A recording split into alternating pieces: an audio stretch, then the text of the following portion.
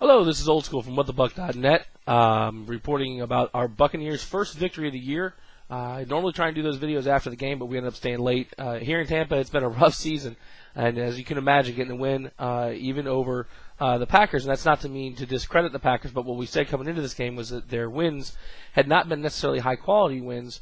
Their losses came against teams that were high quality, and so we thought we had a legitimate shot this week, in as much as we have a legitimate shot any week, given the level with which we've been playing. The game played out very interestingly in that Aaron Rodgers continued to hold the ball too long, resulted in 6 sacks by a defense that I don't think it totaled more than 12 sacks in the year, I think 11 at that point. Our defense, again, gave up some big plays, and I haven't had a chance to go back and watch the tape to see why that happened. I know that on the long 74-yard bomb, it looked like our corner felt like he had some over-the-top help. And the same thing happened with Ronnie later in the game to Driver.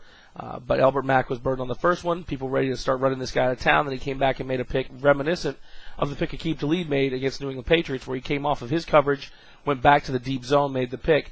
And those interceptions played a key role in the victory as well. I know that the Bucs fans that are down here that are pretty realistic realize that we got away with one yesterday in some ways, but all aspects of the game do count. Our offense, under the guidance of first-year starter Josh Freeman, who I'll have another video to talk to our K-State folks who lambasted me about my audacity in saying that Josh Freeman was a bad draft pick. I still think he was the wrong draft pick. I think Josh did a good job yesterday. I think he managed the game fairly well. I think he made some rookie mistakes, but he's a rookie, right? So once you've drafted someone, like I said when I made the video, if anyone paid attention the entire time, he's a Buck now. We want him to do the best he can, and I think he did a good job, especially the way he played towards the end of the game. Right? That's the interesting piece for me. Sure, he made rookie mistakes. Sure, he locks on receivers. Sure, he breaks the pocket too soon. But as the game got more and more critical, he played better football, which is really, really encouraging as a Bucs fan. But we're going to keep our heads on square to see if that continues to progress over time, moving forward in the other games. Now, when you look at the game itself, once again, Greg Olson called an abysmal offensive game plan. I don't even know where to start with how bad that was. We'll probably do a breakdown of that tonight on What the Buck. But the offensive game plan was horrible. The interceptions that set up good field position led to points directly in the end. And led almost to points early in the game with Albert's interception. He was pulled down by the face mask on. The punt block by Geno Hayes, reminiscent of the punt block he had against Carolina that Rondé then scooped up and scored. Outstanding. These things always help you out in a game when you're struggling a little bit. Now, if you look at the actual numbers, the numbers were pretty good. The key number I want to point out, though, when you look at the stat sheet, and I'm going to go back and check game by game, historically our yards per play and our yards per pass specifically have been much lower than our opponents because of the dink and dunk style of offense that we've run. The regime here has made a dedicated effort to become a more vertical passing threat, and this was the first game that I can recall where our yards per pass exceeded our opponents at 6.2. Josh was 14 of 31, had the one pick. He was trying to squeeze it in there. The guy made a good play. Maurice was wide open behind him. There were a couple of guys that were open that Josh missed a little bit on the long ball. He's not going to miss those all the time, guys, and that's a good sign that those guys were actually running open. On other news, Michael Clayton made a couple of catches. I know that many of us didn't think that was going to happen again, but it did. The nice thing was that Michael Clayton, I think, ended up sitting about 16 or 17 plays, and Maurice Stovall and Brian Clark got into the rotation, which I think is a very positive move for the Bucs in general. Now, the defense, I talked a little bit about them early. The front line was able to get pressure. We ran some stunts and twists.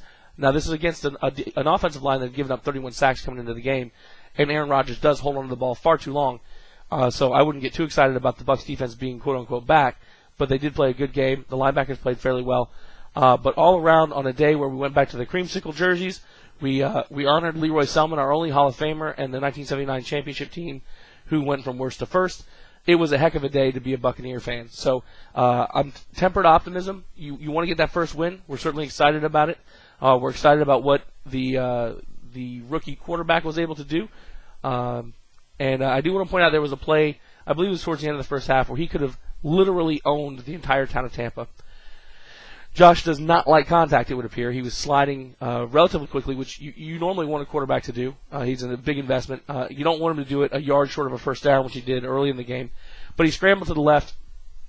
I believe Harris was the cornerback out there, saw he was headed towards the sideline, and did, sort of an honorable thing. He just kind of slowed up, got his pads behind his feet, Josh Freeman is 6'6", like 248 pounds. Had he seen that and had any inclination whatsoever, he could have completely destroyed Harris and T-bowed him, not to use a Florida reference, but and run right over him for another, I don't know how many yards. He might have run all the way to Mons Venus. And had he done that, the town would have, he had a pass for the rest of the year. But that's okay, right? I mean, he's getting out of bounds, stopping the clock, whatever the case may be. All in all, very excited to get a first win. We'll dissect it more. I know that the offense wasn't as productive as we want. I don't know how much of that was Greg Olson's fault. I'm going to probably blame most of it on him. And there's some little things we got to work on with Josh. But they're the same things we saw in training camp, which is a little bit concerning because that means he hasn't really progressed taking those reps. So we're going to have to see how that comes along under the tutelage of the coaching staff. But at any rate, we get a victory. We get to celebrate the creamsicles. And to be honest, I don't know that we're going to want to get out of them. I know that the team can't do that. But we're going to rock them the rest of the year. As for this ridiculous facial hair growth, this was part of the 70s throwback, so feel free to make fun of me all you want. The mustache is for something called Movember, which is a press to raise awareness for prostate and testicular cancer in men.